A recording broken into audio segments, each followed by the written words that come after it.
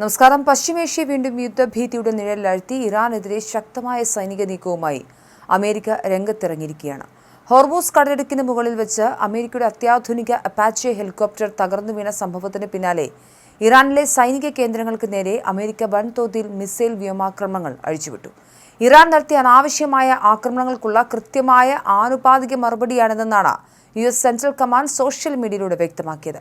American സൈനിക helicopter Iran വെടിവെച്ചിട്ടതാണെന്ന് US president Donald Trump പരസ്യമായി ആരോപിക്കുകയും ഇതിന് ശക്തമായി തിരിച്ചടി നൽകുമെന്ന് പ്രഖ്യാപിക്കുകയും ചെയ്തതിന് തൊട്ടു പിന്നാലെയായിരുന്നു അമേരിക്കൻ സൈന്യത്തിന്റെ നീക്കം. എന്നാൽ തങ്ങൾ അമേരിക്കൻ ഹെലികോപ്റ്ററിനെ ലക്ഷ്യം വെച്ച് മനഃപൂർവ്വം ആക്രമണം നടത്തിയിട്ടില്ല എന്നാണ് ഇറാന്റെ ഡെപ്യൂട്ടി വിദേശകാര്യമന്ത്രി വിശദീകരിക്കുന്നത്. അമേരിക്കൻ ആക്രമണത്തിന് പിന്നാലെ മേഖലയിൽ കടുത്ത ഭീതി പടർന്നിരിക്കുകയാണ്. ഹോർമൂസ് കടലിടുക്കിൽ നിന്നും അതിന് ചുറ്റുമുള്ള പ്രദേശങ്ങളിൽ നിന്നും വിദേശ സൈന്യങ്ങൾ എത്രയും വേഗം പിൻവാങ്ങണമെന്ന് ഇറാന്റെ വിദേശകാര്യമന്ത്രി അബ്ബാസ് അറാഗ്ചി കടുത്ത ഭാഷയിൽ മുന്നറിയിപ്പ് നൽകി.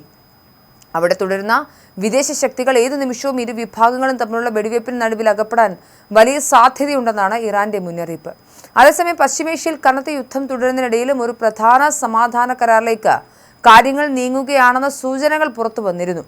ഇറാനും ഇസ്രയേലും തമ്മിൽ പരസ്പരമുള്ള ആക്രമണങ്ങൾ താൽക്കാലികമായി നിർത്തലാക്കാൻ ധാരണയിലെത്തിയതായും ഈ സമാധാന നീക്കത്തിന് പിന്നിൽ താനാണെന്നും ട്രംപ് അവകാശപ്പെട്ടിരുന്നു. നിലവിൽ തർക്കവിഷയങ്ങളെല്ലാം പരിഹരിക്കപ്പെട്ടതായും അടുത്ത 3 ദിവസത്തിനുള്ളിൽ ഇറാനുമായി ഒരു ശക്തമായ സമാധാന കരാർ ഒപ്പിടാൻ സാധിച്ചേക്കുമെന്നും ട്രംപ് കഴിഞ്ഞ ദിവസം വ്യക്തമാക്കിയിരുന്നു. എങ്കിലും ഇരു രാജ്യങ്ങളും പരസ്പരം ആക്രമിച്ചാൽ കടുത്ത തിരിച്ചടി ഉണ്ടാകുമെന്ന മുന്നറിയിപ്പ് നിലനിൽക്കുന്നുണ്ട്. ആക്രമണങ്ങൾ താൽക്കാലികമായി നിർത്തിവെച്ചതിന് പിന്നാലെ ഇസ്രായേൽ പ്രധാനമന്ത്രി ബെഞ്ചമിൻ നെതന്യാഹുവിനെ ട്രംപ് കടുത്ത ഭാഷയിൽ വിരട്ടിയതായും റിപ്പോർട്ടുകളുണ്ടായിരുന്നു. ഈ ഘട്ടത്തിലാണ് അമേരിക്കയുടെ അപ്പാച്ചെ ഹെലികോപ്റ്ററുകളെ ഇറാൻ തകർത്ത വാർത്ത വരുന്നത്. ഇറാൻ അപ്പാച്ചെ ഹെലികോപ്റ്ററുകളെ തകർത്തതിനെ തുടർന്നാണ് അമേരിക്കയുടെ തിരിച്ചടി ഉണ്ടാകുന്നത്. ഈ ഘട്ടത്തിൽ എങ്ങനെയാണ് ഇനി സമാധാന ചർച്ചകൾ മുന്നോട്ട് പോവുക എന്നൊരു ചോദ്യം ഉയരുന്നുണ്ട്.